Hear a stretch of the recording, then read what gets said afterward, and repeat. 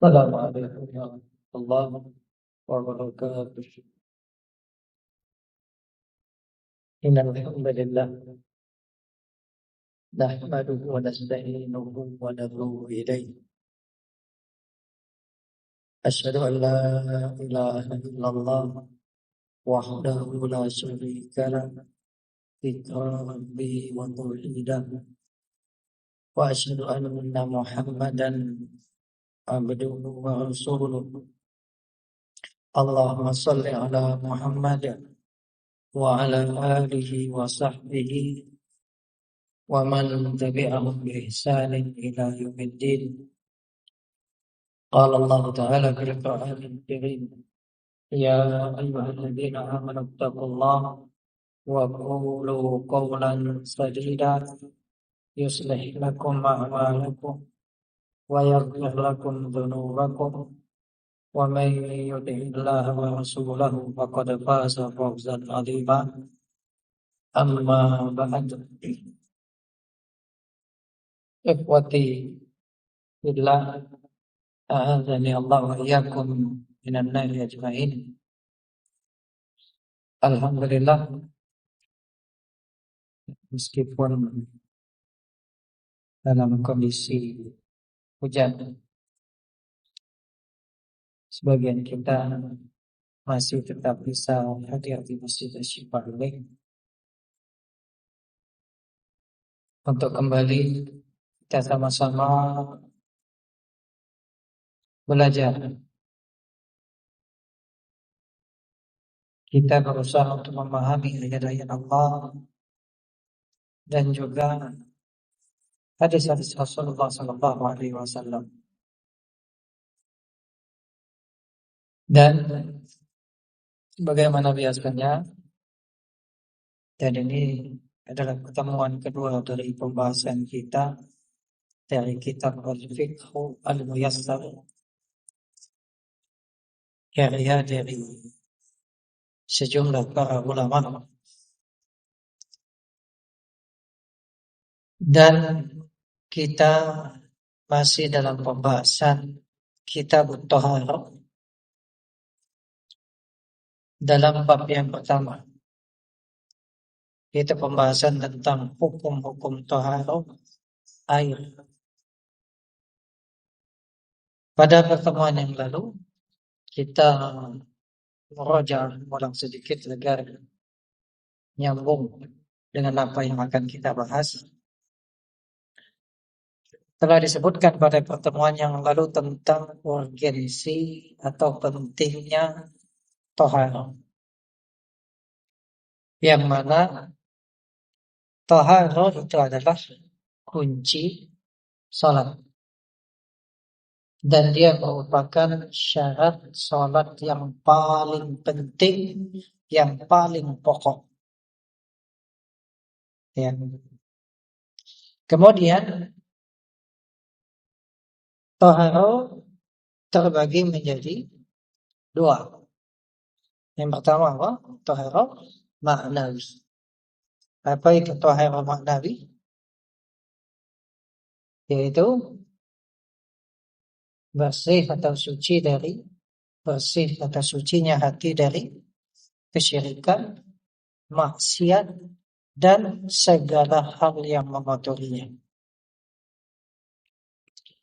Ya.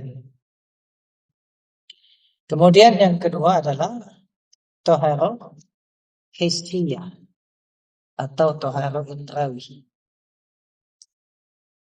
Dan inilah yang menjadi pembahasan kita. Apa maknanya secara bahasa? Dan ingat, an-nazafah wan nazaha minal akdzar, itu bersih dan suci dari kotoran.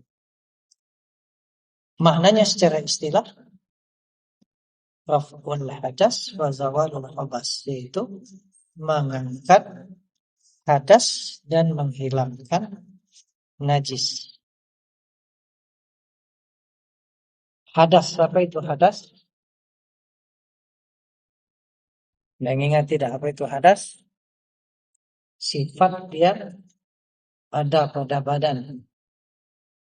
Kalau hadas itu hanya pada badan. Berbeda dengan najis. Kalau najis ada pada badan, pada pakaian, pada tempat. Kalau hadas hanya ada pada badan. Jadi hadas itu adalah sifat yang ada pada badan yang mencegah dari sholat dan yang semisalnya dari hal-hal yang dipersyaratkan toharoh. Jadi bukan hanya sholat, ada juga ibadah-ibadah yang lain yang dia disyaratkan harus di atas toharoh. Itu hadas. Hadas terbagi menjadi dua. Ada hadas akbar, hadas besar, ada hadas asghar, hadas kecil. Kalau hadas akbar, hadas besar, menghilangkannya dengan mandi. Dengan mandi. Ingat, mandinya disertai dengan niat untuk mengangkat hadas. Walaupun dia mandi 10 kali bersih pakai sabun, pakai sampo, ya. Tapi tidak dia niatkan mengangkat hadas, maka hadasnya tidak terangkat. Kemudian kalau hadas kecil, cara menghilangkannya, mengangkatnya adalah dengan wudhu. Hadas kecil, seseorang buang angin atau kemudian dia buang air besar atau buang air kecil, itu hadas kecil. Baik. Kemudian juga toharoh hissiyah terbagi menjadi dua. Ada toharoh hadas, ya, yaitu bersuci dari hadas. Tadi jelas ya. Kemudian juga ada toharoh khabas, yaitu bersuci dari najis. Kalau dari hadas itu hanya pada badan. Kalau najis ada pada badan, tempat, dan pakaian. Baik. Kemudian kita lanjutkan. Berkata para penulis, hafizahumullah, wal hadas ana nau'aini. Hadas itu terbagi menjadi dua macam. Hadatsun asghar, hadas kecil. Wa huwa ma yajibu bihi al-wudu. Yaitu hadas yang mewajibkan wudu. Itu hadas kecil. Kemudian wa hadatsun akbar. Yang kedua adalah hadas akbar, hadas besar. Wa huwa ma yajibu bihi al-ghusl. Yaitu hadas yang mewajibkan mandi. Mewajibkan mandi. Yang kita kenal dengan istilah apa? Mandi besar, mandi wajib. Ya. Kemudian wal khabathu ala thalathati anwa. Najis itu terbagi menjadi tiga macam. Yang pertama, khabathun yajibu ghasluhu. Najis yang wajib dibasuh. Dibasuh atau dicuci.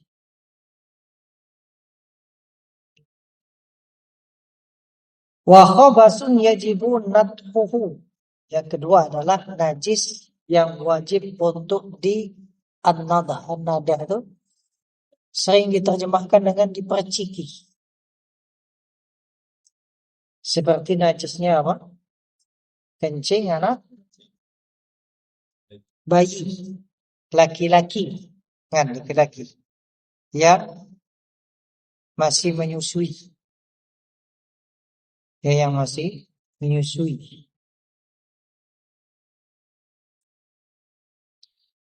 Itu dinadah. Dinadah itu bukan percik kemudian ambil air sedikit, tidak. Diambil air, disebutkan para ulama, ambil air, kemudian disiramkan pada air kencing yang menempel pada pakaian misalnya, basah. Bedanya dengan mencuci, kalau mencuci itu ada air yang menetes dan diperas. Ya. Jadi bukan maknanya kemudian ambil sedikit saja kemudian gitu-gitu saja, bukan. Ya. Kemudian yang ketiga, wa khabasun yajibu mas'uhu.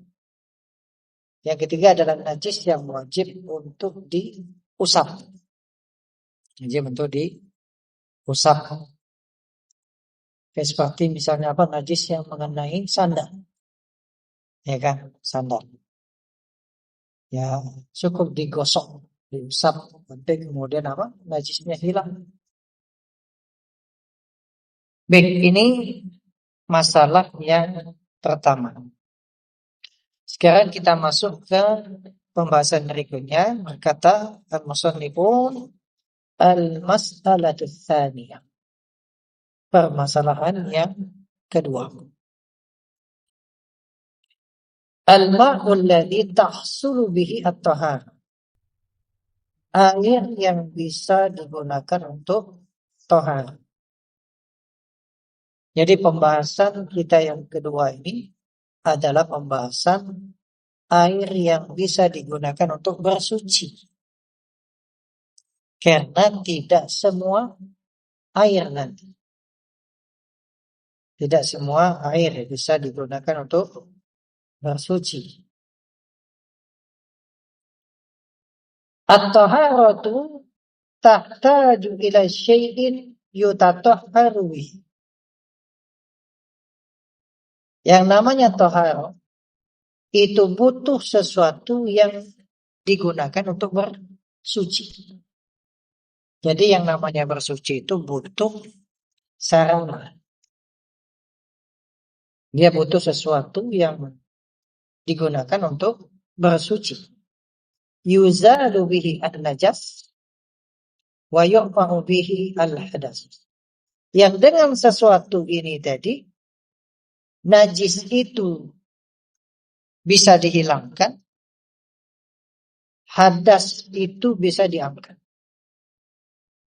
Jadi yang namanya bersuci butuh alat, butuh sarana atau media untuk bersuci, yang dengan sarana ini tadi bisa menghilangkan najis dan bisa mengangkat hadas. Wa huwa al-ma, yaitu air. Jadi inilah yang pokoknya. Bersuci itu menggunakan air. Wal ma alladzi tahsulu bihi at-tahara huwa al-ma at-tahur. Dan air yang bisa digunakan untuk bersuci adalah al-ma'ut tahur. Air yang tahur. Air yang tahur. Jadi air yang bisa digunakan untuk bersuci adalah air yang tahur. Air yang tahur. Sudah? Sekarang apa maksudnya air yang disifati dengan tahur? Wahwa, yaitu at-tahiru fi dzatihi al-mutahhiru li ghairihi.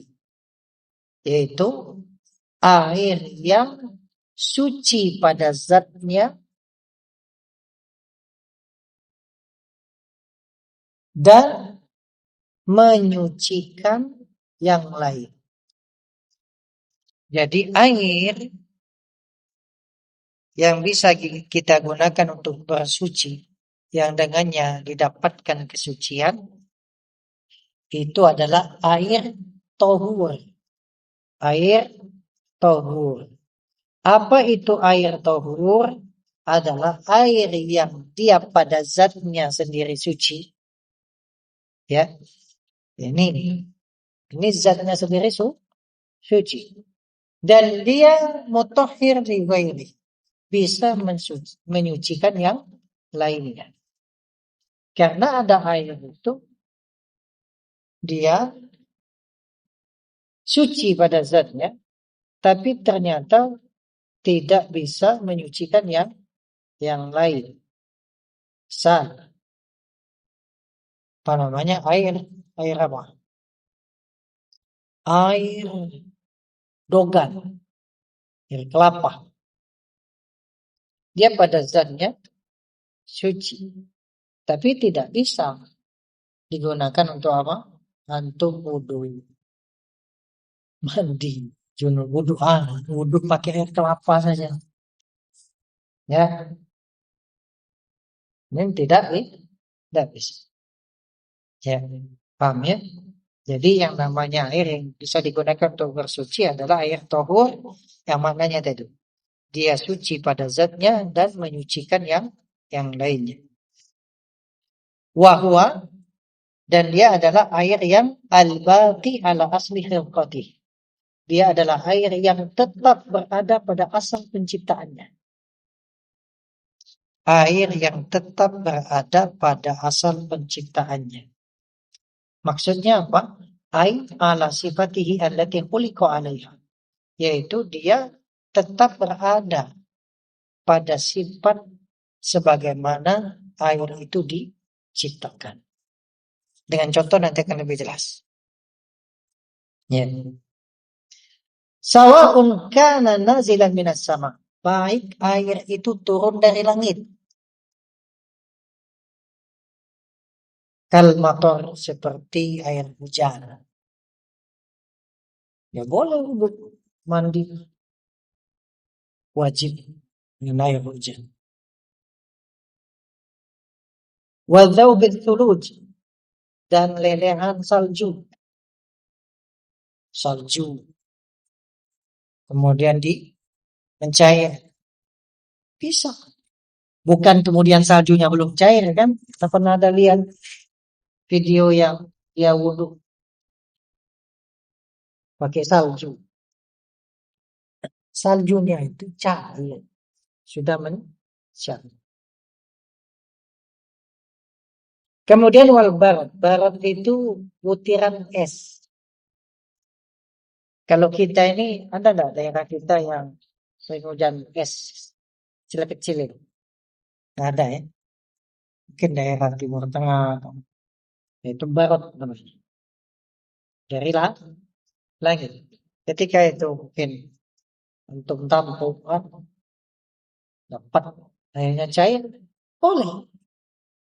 Untuk gunakan untuk mandi junub, ya, mandi wajib, untuk gunakan untuk wudhu, boleh. Ya. Atau juga jarian fil ardi, atau air itu mengalir di bumi. Di bumi atau di tanah. Kama il anhar, seperti air sungai. Wal uyun, mata air. Wal abar, air sumur. Wal bihar, air laut. Lihat tadi, air yang bisa digunakan untuk bersuci adalah air yang disifati dengan tohur. Paham sudah tohur? Suci pada zatnya, menyucikan yang lainnya. Nah, dialah air yang tetap berada pada asal penciptaannya. Ini pegang betul. Dia tetap berada sesuai dengan sifat di mana dia diciptakan. Ya, air sungai, lihat air sungai kita, jernih atau bagaimana warnanya? Jadi walaupun mungkin warnanya demikian, boleh, bisa digunakan untuk suci karena dia berada pada sifat sebagaimana dia diciptakan. Air laut ada rasanya asin, dan memang demikian sifat air itu diciptakan oleh Allah Subhanahu wa taala. Sehingga bisa digunakan untuk wudhu, untuk mandi, mengangkat hadas besar. Walaupun rasanya asin, dan nanti akan ada penjelasan lebih lanjut. Ya. Dan sebagai faedah tambahan, demikian juga ketika air itu yang mungkin dia tergenang lama sehingga kemudian berubah warna. Berubah warna atau kemudian ada sedikit baunya, tetap bisa digunakan untuk bersuci. Ya mungkin ada danau kecil misalnya, tahu danau kecil itu apa maksudnya? Pokoknya tahulah, gitu kan? Hujan tertampung air di situ dan dia tidak bercampur dengan benda-benda najis lama, gitu kan? Yang mungkin di situ ada ranting kayu, masuk daun misalnya, sehingga kemudian ya sedikit banyak dia berpengaruh kepada air tersebut, warna atau kemudian bau. Ya, makanya demikian dia tetap bisa digunakan untuk bersuci. Paham ya? Baik. Kemudian para ulama menyebutkan dalil akan hal ini. Liqaulihi ta'ala. Itu dasarnya adalah firman Allah Subhanahu wa taala yang pertama dalam surat Al-Anfal ayat 11. Surat Al-Anfal ayat 11, Allah taala berfirman, "Wa yunazzilu 'alaikum minas samaa'i ma'an liyutahhirakum bih." Dan Allah menurunkan bagimu air dari langit. Yang mana air dari langit ini liyutahhirakum bih, agar Allah menyucikan kamu dengannya. Ya. Kemudian waliqaulihi ta'ala, dan juga firman Allah Subhanahu wa taala dalam surat Al-Furqan ayat 48, Allah taala berfirman, "Wa anzalna minas sama' ma'an tahura." Dan kami telah menurunkan dari langit air yang tahur. Apa tadi air yang tahur? Suci pada zatnya, menyucikan yang lainnya. Jelas ya? Karena beliau menyebutkan tadi, baik air itu turun dari langit ataupun mengalir di bumi. Ini dalilnya jelas dari Al-Quran. Waliqaulin Nabi sallallahu alaihi wasallam, dasarnya juga adalah sabda Nabi sallallahu alaihi wasallam. Hadis yang diriwayatkan oleh Imam Al-Bukhari dan Imam Muslim, dan ini juga sudah kita hafal. Doain. Allahumma ghsilni min khataaya bil ma'i wal thalji wal barad. Ya. Ya Allah, basuhlah ataupun basuhlah aku dari dosa-dosaku dengan air, salju dan barad tadi. Ya. Barad dijelaskan para ulama ya tadi butiran es. Ya. Kalau kita mungkin tidak pernah yang hujan es kecil-kecil. Ya. Baik. Kemudian liqaulihi sallallahu alaihi wasallam an ma'il bahr, dan juga sabda Nabi sallallahu alaihi wasallam tentang air laut. Kata Nabi sallallahu alaihi wasallam, "Wa tahuru ma'uhu al-hillu maitatuhu." Ya, laut itu tahur ma'uhu. Airnya itu tahur. Paham ya maknanya tadi? Dan al-hillu maitatuhu, bangkainya itu halal. Baik, nah di sini ada faedah yang ingin saya sebutkan terkait dengan hadis ini. Hadis ini itu ada sebabnya, ada asbabun nurutnya.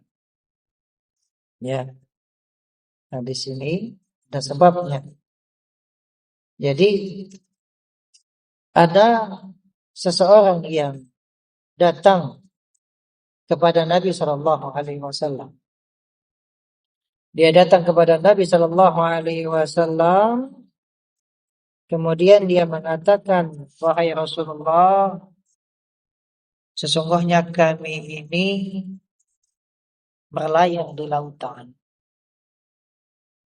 mengendarai kapal, berlayar di lautan, dan kami ini membawa air dalam jumlah yang sedikit.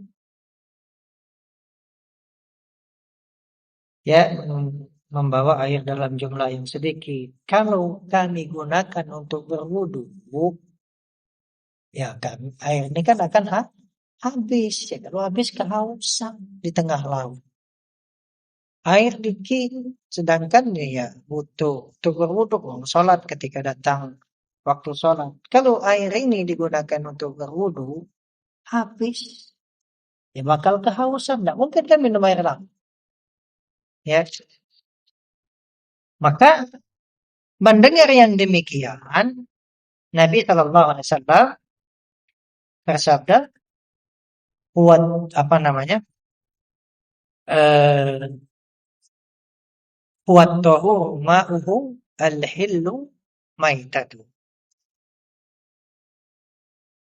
Laut itu tohur airnya, suci, lagi menyucikan airnya, dan halal bangkainya. Coba perhatikan di sini. Ketika sahabat yang bertanya ini, ya jadi tadi menjelaskan bahwa kami membawa air yang sedikit, kalau digunakan untuk berwudu, habis air ini, kami bakal kehausan. Apakah kami boleh berwudu menggunakan air laut? Maka Nabi SAW menyebutkan ini. Jawabannya, wattahu ma'uhu al-hillu maitatu. Nabi tidak menjawab dengan na'am, ya. Lihat bagaimana pengajaran Nabi SAW dan detailnya Nabi SAW. Apakah kami boleh berwudu menggunakan air laut? Nabi tidak mengatakan iya. Tapi Nabi menjelaskan air laut itu suci lagi menyucikan. Artinya apa? Ini untuk menghilangkan kesalahpahaman. Kesalahpahaman bahwa berwudu menggunakan air laut itu hanya dalam kondisi darurat. Ya. Kalau Nabi misalnya menjawab, iya. Bolehkah kami berwudu? Iya. Maka yang bertanya, atau bahkan mungkin kita, akan memahami bahwasanya air laut itu hanya diperbolehkan berwudu dalam kondisi darurat. Ketika kita di laut, air sedikit untuk minum, sehingga diperbolehkan wudu dengan air laut. Tidak. Bukan hanya dalam kondisi darurat. Diperbolehkan wudu dengan air laut. Nah, kemudian juga tadi disebutkan tohur ma'u. Ya. Ini juga untuk menghilangkan anggapan bahwasanya air laut itu bisa digunakan hanya untuk berwudu. Dengan jawaban wattahuru ma'uhu itu mencakup bahwasanya air laut itu bisa digunakan untuk apa? Mengangkat hadas besar maupun hadas kecil. Ya, mengangkat hadas besar maupun mengangkat hadas kecil. Bukan hanya terbatas wudu. Bisa juga untuk menghilangkan najis. Paham? Makna hadis itu. Kenapa Nabi tidak menjawab na'am? Demikianlah yang dijelaskan oleh para ulama. Jadi kan kalau dijawab na'am, boleh enggak kami berwudu dengannya? Boleh. Seakan-akan dalam kondisi darurat saja, padahal tidak. Ya. Seakan-akan terbatas pada wudu saja, padahal tidak. Jadi air laut itu sifatnya apa toh? Suci, menyucikan. Bisa digunakan untuk bersuci dari hadas kecil, hadas besar, bisa untuk menghilangkan najis. Paham? Baik. Kemudian yang berikutnya, berkata para ulama, hafizahumullah, yang menyusun kitab ini, wala tahsulu at-taharatu bima'in ghairil ma' kal khal wal benzin wal asir wal laymun wa ma syabaha dzalik. Taharah itu tidak bisa menggunakan cairan selain air, seperti cuka, bensin, jus. Asir itu jus, ya perasan buah, ya jus ya. Wal lemon, air lemon, atau yang semisalnya, ya, karena mungkin tadi antum orang kaya, banyak uang, jadi pengen apa, berkreasi, improvisasi, atau apa lah namanya. Cobalah pengen wudhu atau mandi wajib pakai air semangka. Beli semangka beras. Nah, ya tidak boleh. Jadi tidak bisa bersuci itu dengan cairan selain dari air. Tadi di sini sebutkan contohnya, ya bukan hanya terbatas di sini, sebatas contoh ini, ya cuka, bensin, jus, lemon, dan ya semisal. Dasarnya mana? Dasarnya itu adalah firman Allah Subhanahu wa taala dalam surat Al-Maidah ayat 6. Surat Al-Maidah ayat 6. Allah taala berfirman, "Falam tajidu ma'an fatayammamu sa'idan thayyiban." Jika kalian tidak mendapati air, maka tayamumlah dengan debu yang baik, yaitu debu yang suci. Lihat, kalau tidak mendapatkan air, maka diperintahkan oleh Allah tayamum dengan debu yang suci. Falau kanatit taharatu tahsulu bima'in ghairil ma' lanukila adimul ma'ilaih walam yungkal ila turab. Kalau seandainya taharah itu bisa kita lakukan dengan menggunakan cairan selain air, maka niscaya orang yang tidak mendapatkan air akan dialihkan kepadanya, itu kepada cairan selain air. Tidak dialihkan kepada tanah atau debu. Paham enggak pendalilannya? Dalam ayat tadi kan disebutkan, jika kamu tidak mendapatkan air, maka tayamum. Ini menunjukkan bahwasanya tidak boleh taharah itu menggunakan cairan selain air. Taharah itu kan pokoknya dengan air. Tapi ketika tidak ada air, terdampar di tengah-tengah hutan, waktu sholat mau habis, sudah tidak ketemu air, cuma bawa air kelapa. Jangan air kelapa, nanti pembahasannya lain. Atau masuk di sini ya air kelapa. Ini itu kan campuran asal penciptanya kan? Air kelapa. Ya. Maka yang dia lakukan bukan wudhu dengan air kelapa, tapi dengan tayamum, dengan bertayamum. Ya tadi jelas dalam ayat ini, kalau tidak mendapatkan air, tayamum. Kalau seandainya boleh dengan selain air, pasti Allah akan alihkan orang yang tidak mendapatkan air kepada cairan selain air. Ya. Kan demikian, orang yang tidak mendapatkan air atau kemudian dia tidak mampu menggunakan air dikarenakan sakit, kalau menggunakan air akan menambah sakitnya, menambah parah sakitnya, maka dia tayamum. Dan pembahasan tayamum nanti ada pembahasan tersendiri.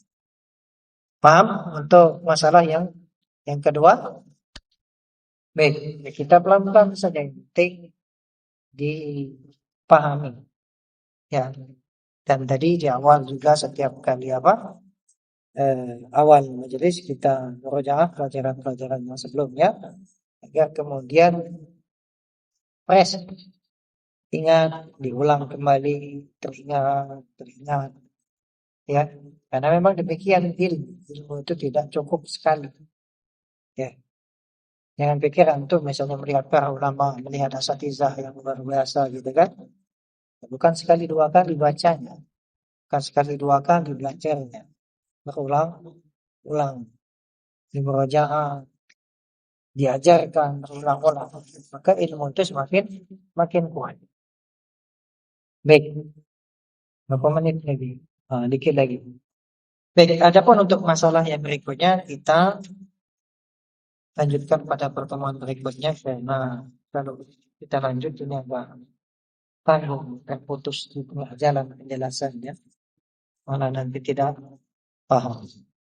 Baik, untuk masalah yang pertama selesai tadi di awal di murojaah, walaupun masih beberapa orang. Sebelum kita tutup, kita murojaah dulu untuk masalah yang kedua tadi. Jadi permasalahan yang kedua itu adalah pembahasan tentang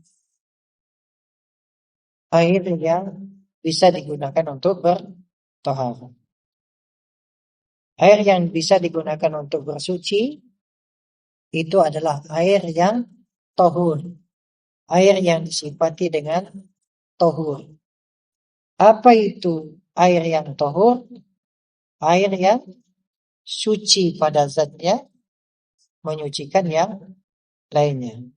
Daya di kitab itu di garis bawahi saja, kalau yang pegang bukunya. Paham ya? Jangan sampai tadi kita belajar tadi hal-hal yang seperti ini, tanya harus sunnah, semangat bermajelis ilmu, hal-hal mendasar ini tuh bingung gitu kan? Ya, kayaknya fokus belajar, ya, semangat belajar. Sudah? Air apa? Air tahur. Apa itu tahur? Suci pada zatnya, menyucikan yang lainnya. Baik. Kemudian air yang tahur ini juga adalah air yang dia tetap berada pada asal penciptaan. Jadi sesuai dengan sifat di mana air itu diciptakan oleh Allah Subhanahu wa taala. Jadi tadi antum mendapatkan air sungai gitu kan, warnanya keruh misalnya kan, kecoklatan. Ya enggak perlu ragu, boleh wudu, ya, mandi junub, mandi wajib, air laut tadi walaupun dia ada rasanya asin, karena dia berada pada asal pencipta. Jadi air yang demikian bisa digunakan untuk bersuci. Ya, baik. Kemudian tadi juga terkait dengan hadis wa tahur mahu al-hillu maitatuhu, air laut itu adalah air yang tahur, suci lagi menyucikan. Artinya ya dia tidak hanya terbatas bisa digunakan untuk berwudu.